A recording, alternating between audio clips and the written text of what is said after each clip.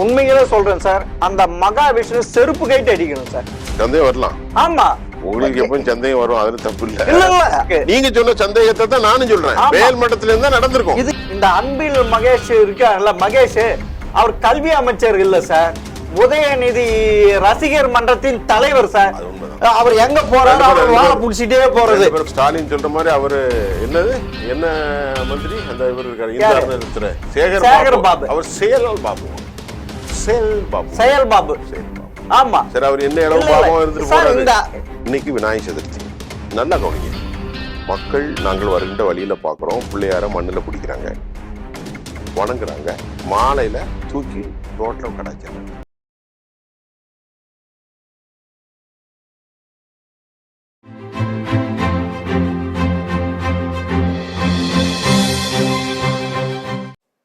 GeM TV நேயர்களுக்கு வணக்கம். அரசியல் ஆடுகள பகுதியில் இன்றைய அரசியல் நிலவரங்களை சுபியான் சார் விவாதிப்ப வாருங்க. வணக்கம் சுபியான் சார். சார் வாங்க சார், வாங்க சார். என்ன சார் தமிழ்நாடு எல்லாம் பத்திக்கிச்சு? தமிழ்நாடு பத்திக்கிட்டுச்சுன்னா இப்போ மகாவிஷ்ணுங்கிறவுடைய ஒரு ஆன்மீக பேச்சு தான் இப்பொழுது பெரும் பேச்சாக மாறி இருக்கிறது. இதுல ஒரு எனக்கு டவுட் இருக்கு ஆளுங்கட்சி மேல. எப்படி? ஏன்னா அவங்க கட்சிக்கு எதிராக ஒருத்தருடைய படம் ரிலீஸ் ஆகிருக்கு, பெரிய லெவல்ல பேசு பொருள் ஆயிட்டு இருக்கு. அதை மட திருப்பறதுக்கு இப்படி ஒரு நாடகம் நடத்தியிருக்காங்க. ஏன்னா இந்த மகாவிஷ்ணு இப்போ ஒன்றும் புதுசா அசோக் நகர்லையும் சைதாப்பேட்டையிலையும் நடத்தல, நிறைய நாளாவே கவர்மெண்ட் ஸ்கூல்ல நடத்தியிருக்க. அதனால எனக்கு சந்தேகமா இருக்கு. ஆனா உங்களுக்கு சந்தேகம், உண்மையா சந்தேகம் தான் சார். சந்தேகம் வரலாம். ஆமா, உங்களுக்கு எப்பவும் சந்தேகம் வரும், அதுல தப்பு இல்ல. இல்ல இல்ல அப்படி கிடையாது சார், சந்தேகம் தான். அது மட மாற்றணும். இல்ல சந்தேகப்படுறதுக்கு காரணம் இருக்கு. ஏன்னா அதுல சந்தேகப்படுறதுக்கு எனக்கு ஒரு சந்தேகம் என்ன வருதுன்னா,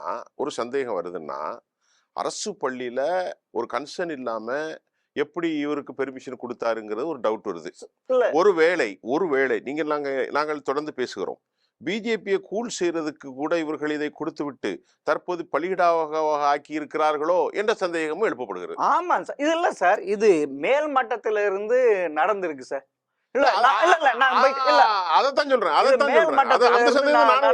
நீங்க சொன்ன சந்தேகத்தை தான் நானும் சொல்றேன். மேல் மட்டத்துல இருந்தா நடந்திருக்கும். இது எப்ப தொடர்ந்து நடந்துட்டு இருக்கு. ஏன் இப்ப பெரிய லெவல்ல இதாச்சு? அந்த ஃபவுண்டேஷன் பேர் என்னது? ஃபவுண்டேஷன், அந்த ஒரு மகாவிஷ்ணு ஃபவுண்டேஷன், பரம்பொருள் ஃபவுண்டேஷன் ஒரு தனிப்பட்ட ஒரு ஃபவுண்டேஷன்.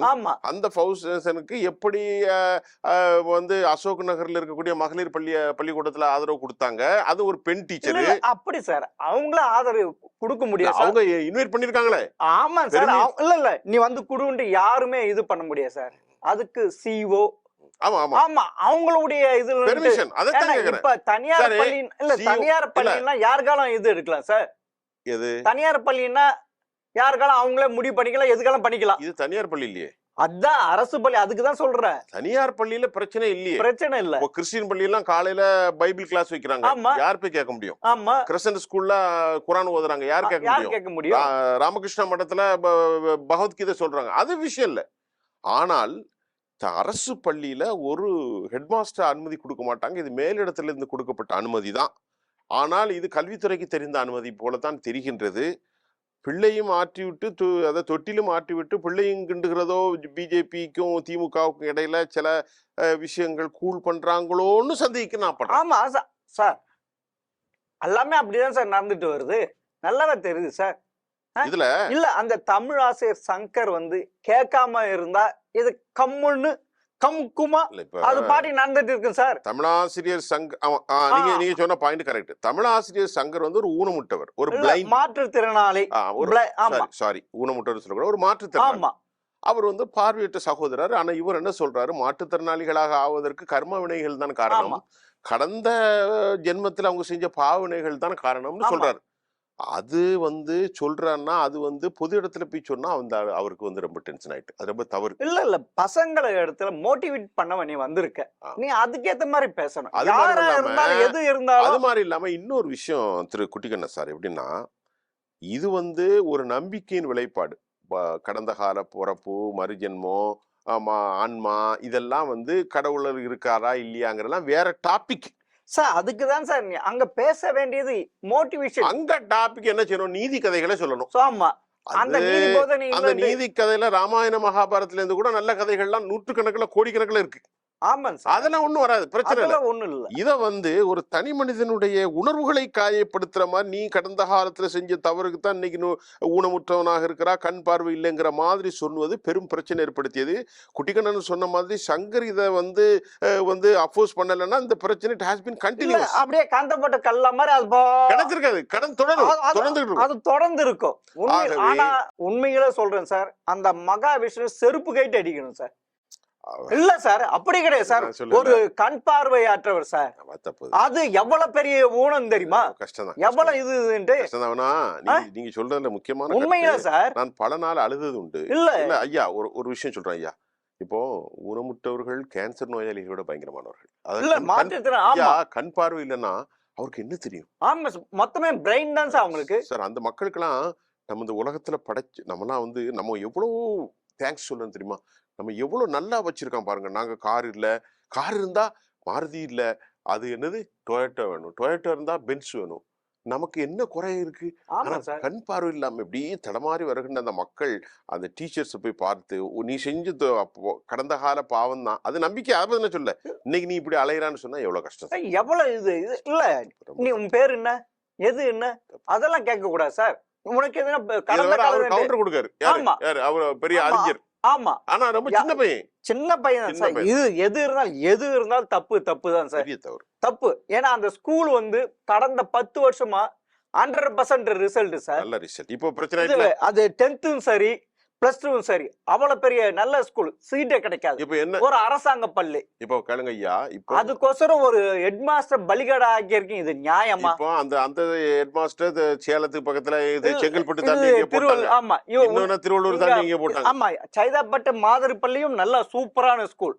இன்னைக்கு இந்த மாதிரி கோடி லட்சக்கணக்கில் கொடுக்கிற ஏழைகளுக்கு நடுத்தர மக்களுக்கு ஒரு வரப்பிரசாதமாக இருந்த பள்ளியை கெடுத்துக்கிறாங்களே. ஆமா சார், தேவையில்லாத இல்ல ஒரு அரசு பள்ளி நீ இது பண்ணு. அவர் நான் சொல்றது ஓகே, ஆமான்ட்டு அந்த குழந்தைங்களும் சொல்றாங்க. +2 படிக்கிற பசங்க. என்னது இல்ல, நான் சொல்றது கரெக்ட் தானே? ஆமான்ட்டு அதுக்கு என்ன தெரியும்? பாவம், ஆமா, பிள்ளைகளுக்கு என்ன தெரியும்?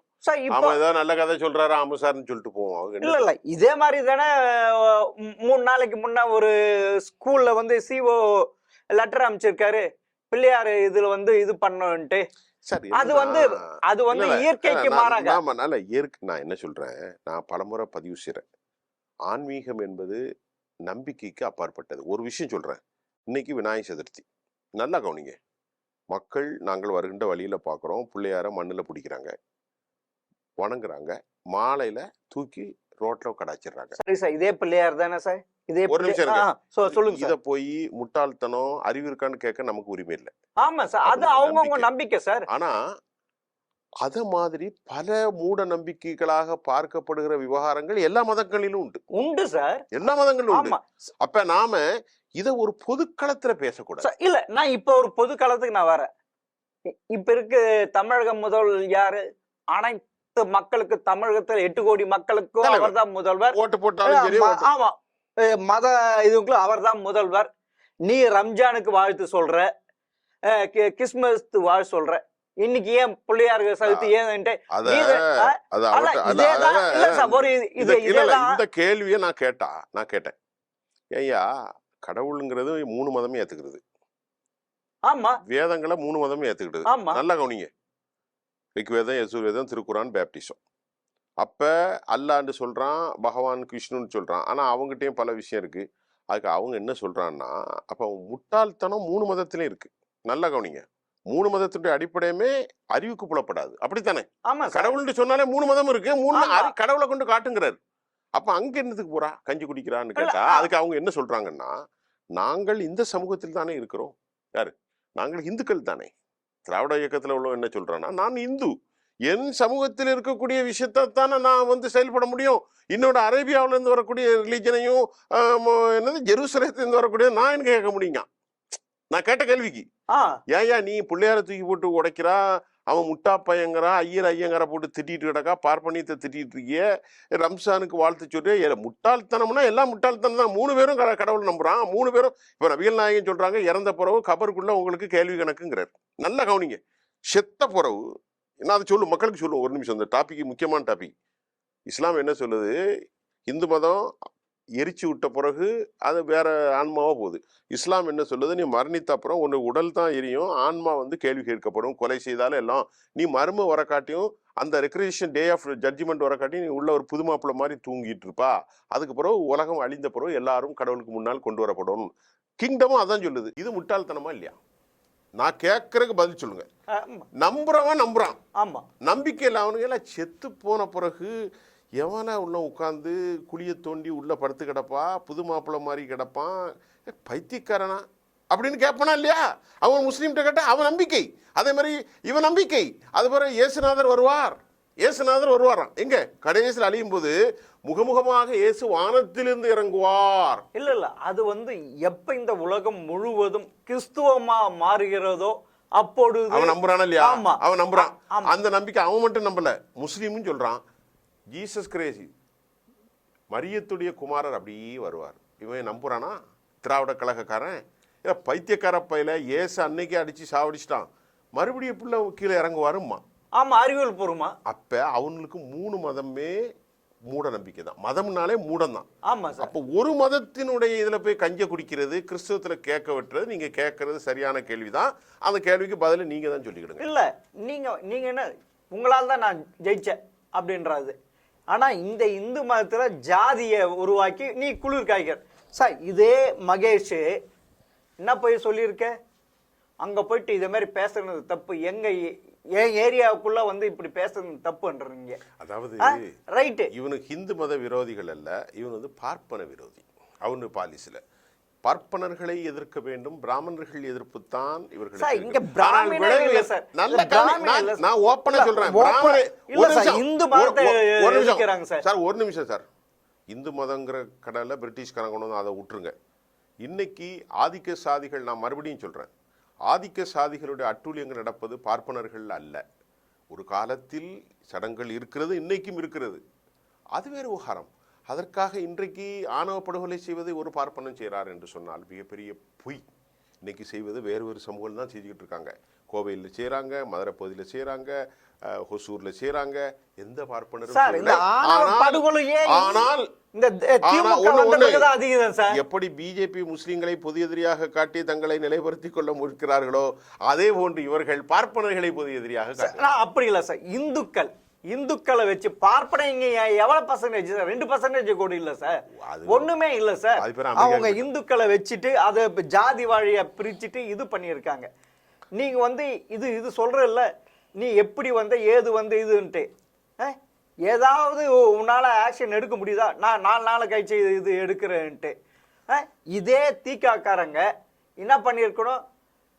இதே அரசு முத்தமிழ் முருகன் மாநாடு இது பண்றப்ப ஏன் பெரிய லெவல்ல இது கொண்டு போல? முருகனாவது கருகனா அவனுக்கு என்ன இல்ல, அங்க ஒரு தீர்மானம் ஏத்துறாங்கல்ல, படிக்கணும் அதெல்லாம் இல்ல சார். அது உண்மை, அது ஏத்துக்கிறேன். அதாவது இந்து கோவில் வருமானத்தில் நடைபெறுகின்ற பள்ளிகள் கல்லூரிகளை ஒரு பாடமா வச்சுக்கிட்டோம். அதுல அது ஆனா மீதி அனைத்து இதுக்கும் கிடையாது.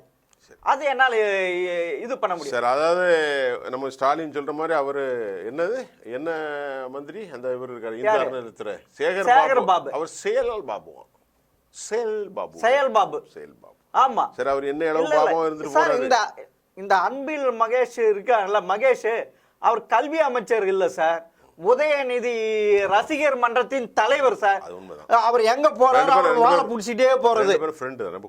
ஆமா, அவர் இன்னைக்கு இது இதுலதான் இவ்வளவு இதெல்லாம் நடக்குது சார். நீங்க கையெழுத்து போட்டு இருக்கிறதுனால, பிரதம மந்திரி புதிய கல்வி நீங்க கையெழுத்து போட்டு இருக்கிறதுனால தானே நீ ஏன் அமுல்படுத்த நம்ம 537 73 கோடி கொடுக்க மாட்டேன்றாங்க. அந்த 523 கோடி இது அந்த பிஎம் ஸ்ரீ. ஆமா, அவர் நீங்க சென்ட்ரல் கவர்மெண்ட் லெட்டர் போட்டுருக்குல்ல, நீ லெட்டர் கொடுத்துருக்குல்ல, நாங்க இது ஏத்துக்கல, இதெல்லாம் பண்ணல, எங்களுக்கு கொடுக்கணும்ட்டு அவங்க மத்திய அரசும் தப்பு தான் சார். 573 கோடி முடிக்க வச்சு மத்திய அரசுனா அரசாங்கம் கட்சிகள் தப்பு தானே சார் செய்வாங்க. சரி, நீ இப்ப வந்து புதிய யார இந்த புதிய கல்விக் கொள்கை திட்டத்தை வகுத்து இது வரைக்கும் வெளியிட்டீங்களா? ஏதாவது செஞ்சீங்களா? செய்ய முடியாது. கல்வியில நான் கேட்கிறேன், இன்னும் தூங்கிட்டு இருக்கு. எப்ப கொடுத்தாங்க? முன்னங்கட்டா அந்த சென்ட்ரல் கவர்மெண்ட் 2020 புதிய கல்வியிலிருந்து நிறைய இங்க நடைமுறை அதானே கேக்குறாங்க. இல்ல அதுல இருந்து ஒண்ணு எடுத்து செய்யறீங்களா? காலை உணவு திட்டம் என்ன, மாணவர்கள் பயிற்சி திட்டம் என்ன, எல்லாமே நாங்க கொண்டு வந்து அதுல இருந்து தான் எடுத்து செய்யறீங்க. அதாவது இப்போ அடுத்த செய்திக்கு போக முன்னாடி மகாவிஷ்ணு பிரச்சனை இப்பொழுது அசோக் நகர் மகாவிஷ்ணு அவன் செஞ்ச தப்பு சார்.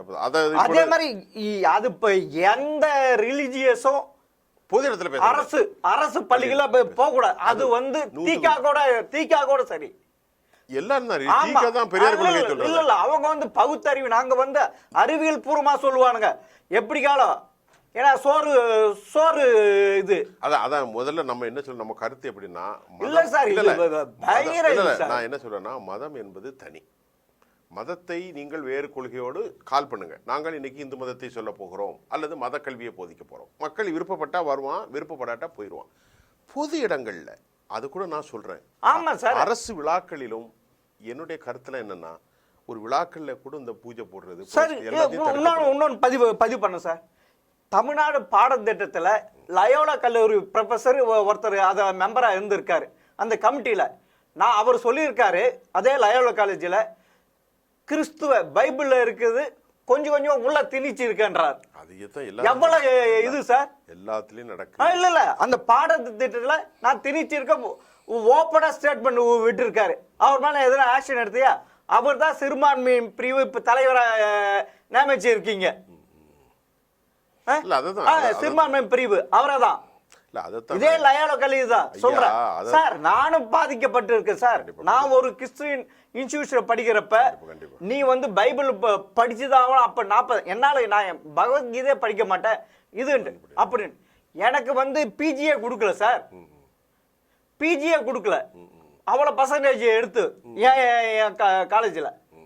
நீ எப்படி இதுன்ட்டு அது வந்து அவங்கவுங்க இது சார், தனிப்பட்ட நம்பிக்கை. அது இது வந்து உண்மையிலே மகாவிஷ்ணு சரி, இந்த அன்பில் மகேஷும் சரி, இவங்க 2 பேரும் ஒரு சாரின்னு சொல்லிட்டாரா, என்ன மன்னிச்சுன்னு சொல்லுங்க. இதே லால் பகதூர் சாஸ்திரியா இருந்தாரு சரி, நிதிஷ்குமாரா இருந்தா சரி, மம்தா பானர்ஜி வந்து ஏதாவது ரயில் ஆக்சிடென்ட் ஆகிட்டு அவங்க ரிசைன் பண்ணியிருக்காங்க சார். என்ன நிதிஷ்குமார் என்ன பச்சை கொடி ஆட்டி ட்ரெயினை விட்டாரா? இல்ல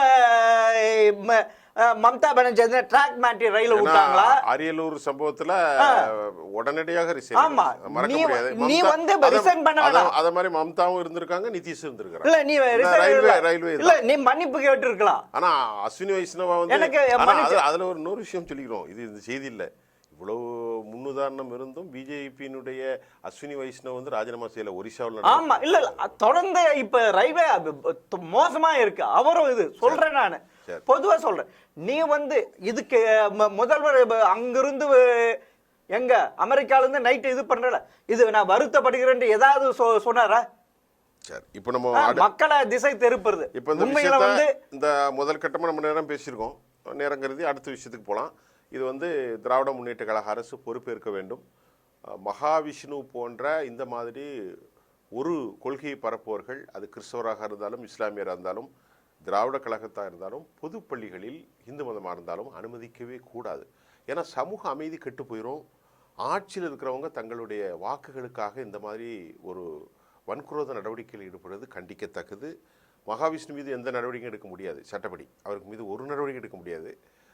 டிரான்ஸ்ஃபர் பண்ணி இவங்க இங்க இருந்து தண்ணில்லா காட்டுக்கு மாட்டின மாதிரி அந்த பக்கம் இல்ல சார். நல்ல ஸ்கூல், நல்ல தலைமை ஆசை இருக்கு சார். நல்ல ஸ்கூலா இருக்கு போய் தானே பள்ளி சார். அது வந்து மாணவர்களுக்கும் மாணவிகளுக்கும் தான் வீக்கி. ஆமா, அவர்களுக்கு தான் இழப்பு. ஆமா, நல்ல ஒரு தலைமை ஆசிரியர் போறாங்க போது எவ்வளவு இது 2 பள்ளியும். அடுத்த செய்தி என்ன சார் இருக்கு சார்? இப்ப வந்து பாஜக ஒரு கலக்கத்துல இருக்க மாதிரி தெரியுது. செக் வைக்கிறாங்க போல இருக்கு. யாருக்கு? அமித்ஷாவுக்கும் மோடிக்கும்.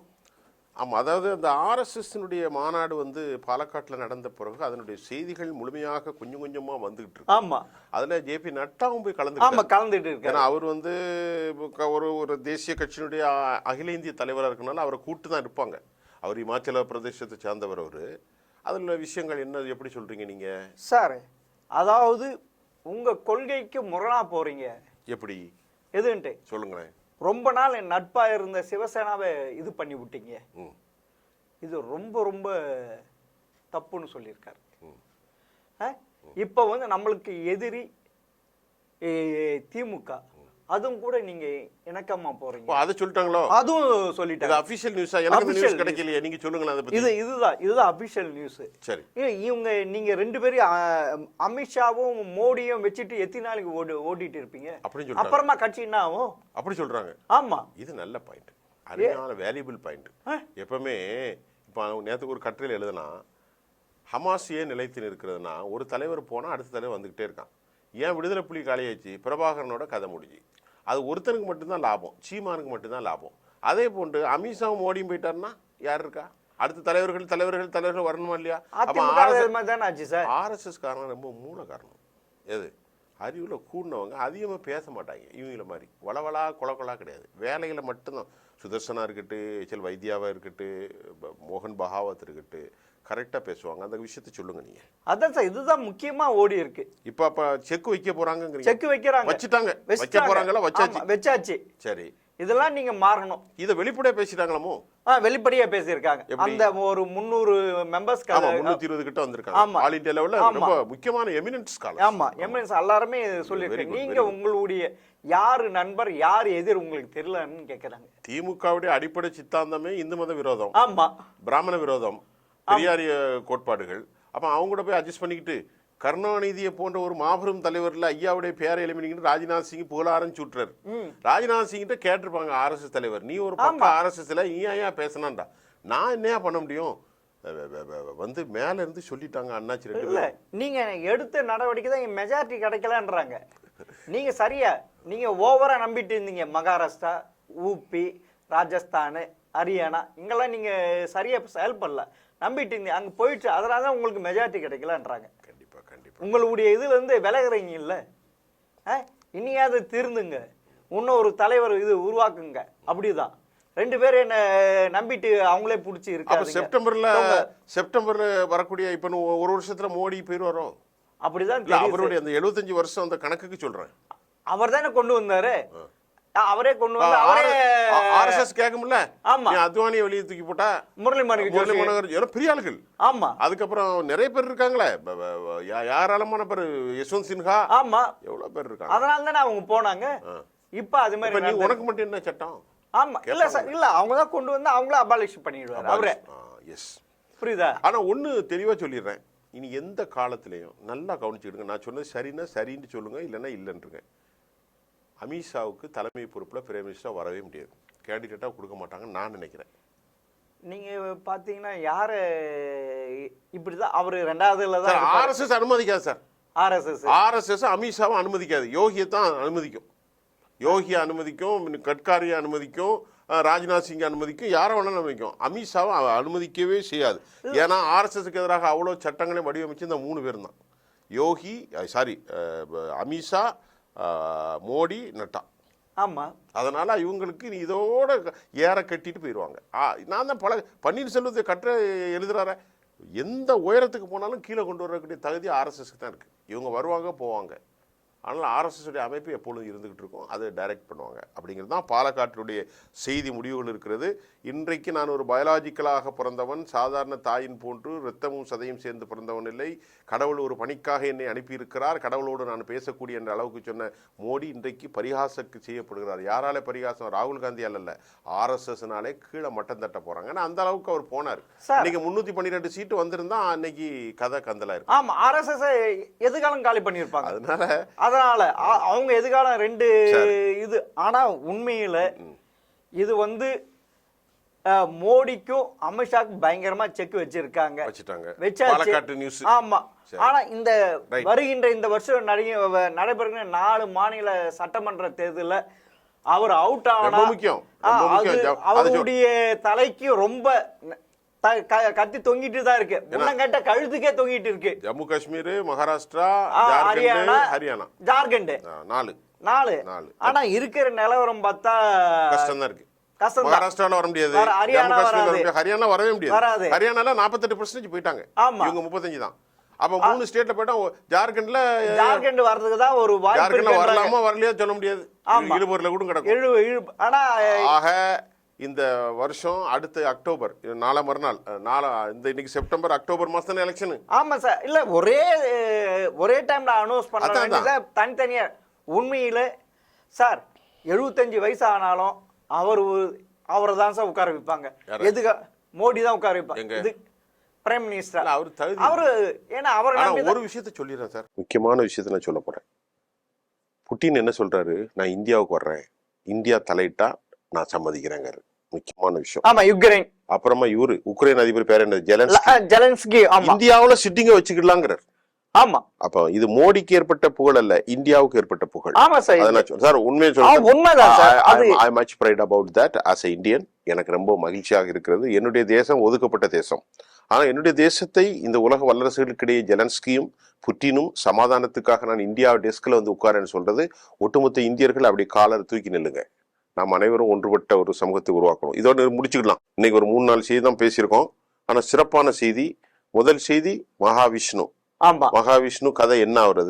2வது நம்ம RSS பாலக்காடு. இந்த 2 தான் பேசணுமோ, 2 தான் பேச முடிந்தது. நல்ல விரிவான செய்தி. குட்டிக்கடன் சார், நம்ம மீண்டும் அடுத்த அமர்வுல இன்னும் சிறப்பா பேசுவோம் சார். மிக்க நன்றி சார். நன்றி.